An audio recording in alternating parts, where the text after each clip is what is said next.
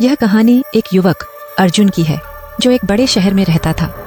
अर्जुन को बचपन से ही रहस्यमयी और डरावनी जगहों को एक्सप्लोर करने का शौक था। एक दिन उसे एक पुरानी किताब हाथ लगी जिसमें भूल भुलैया का कोना नाम की एक जगह का जिक्र था।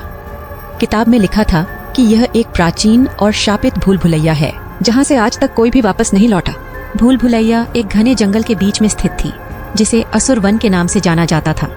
कहते हैं इसे सैकड़ों साल पहले एक तांत्रिक ने बनाया था जिसने अपनी आत्मा को हमेशा के लिए यहाँ कैद कर लिया था। जो भी उस भूल भुलैया में जाता वह अपने डर और कमजोरियों का सामना करता और अंततः गायब हो जाता। अर्जुन ने डर को नजरअंदाज करते हुए भूल भुलैया को देखने का फैसला किया। उसके दोस्त उसे रोकने की कोशिश करते रहे लेकिन वह अपनी जिद पर अड़ा रहा। जंगल में पहुंचते ही उसे अजीब अजीब सी आवाजें सुनाई देने लगी। भूल भुलैया के अंदर का रास्ता काले पत्थरों से बना था और हर दीवार पर अजीब और गरीब आकृतियां उकेरी हुई थीं। दीवारों से खून जैसी लाल बूंदें गिर रही थीं और वहां की ठंडक किसी की मौजूदगी का एहसास दिला रही थी।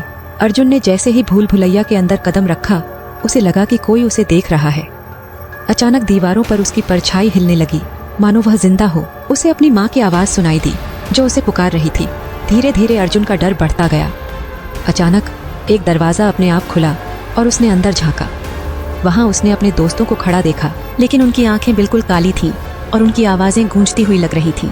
अर्जुन को पता चला कि भूल भुलैया में समय और स्थान दोनों का अस्तित्व खत्म हो चुका है।